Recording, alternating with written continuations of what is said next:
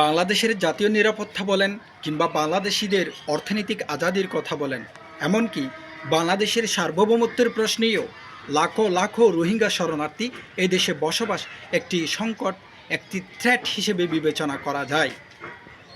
বিগত 7 বছর ধরে বাংলাদেশি সরকারের কোনো এজেন্সি, কোনো পক্ষ কোনো ইফেক্টিভ পলিসি কিংবা ইনিশিয়েটিভ কিন্তু নিতে পারেনি।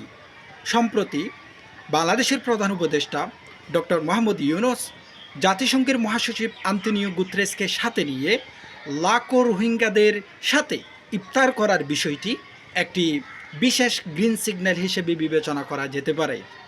এই ইফতার ডিপ্লোমেসিকে সামনে নিয়ে আমি 3টি পার্সপেক্টিভ আপনাদের সামনে তুলে ধরব।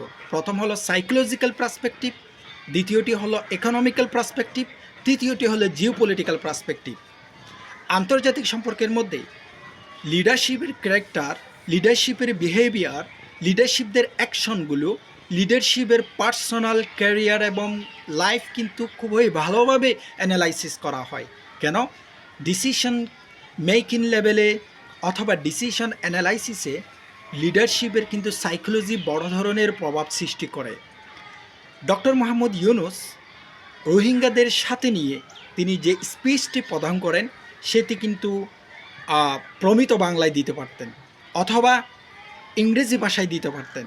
তিনি কিন্তু আঞ্চলিক ভাষায়, যেটা একেবারে কক্সবাজারের চাটগাঁয়া ভাষা, যেই ভাষা কিন্তু রোহিঙ্গাদের বোধগম্য এবং তারা নিজেরাও ওই ভাষায় কথা বলে, তিনি এমন আরেকটি বিষয় বলেছেন যে আগামী ঈদে যেন মহাসচিবকে তাদের ওখানে ইফতারের দাওয়াত দেওয়া হয় এবং আগামী ঈদের মধ্যে তাদেরকে এখান থেকে প্রত্যাবর্তন করার একটি ব্যবস্থা করা হবে।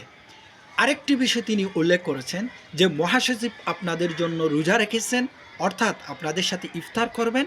সেই কারণে এই যে একটা ইফতার ডিপ্লোমেসি, এই যে একটা মেগা ইভেন্ট, এটার কারণে নানান ধরনের যে সমস্যা, রাশিয়া ইউক্রেন ক্রাইসিস, ফিলিস্তাইন কনফ্লিক্ট এবং মিডল ইস্ট এবং বিশেষ করে ইউএসের লিডারশিপকে কেন্দ্র করে সেন্ট্রাল বিভিন্ন ধরনের কিন্তু ইন্টারন্যাশনাল মিডিয়া কিন্তু খুবই বিজি সময় পার করতেছিল।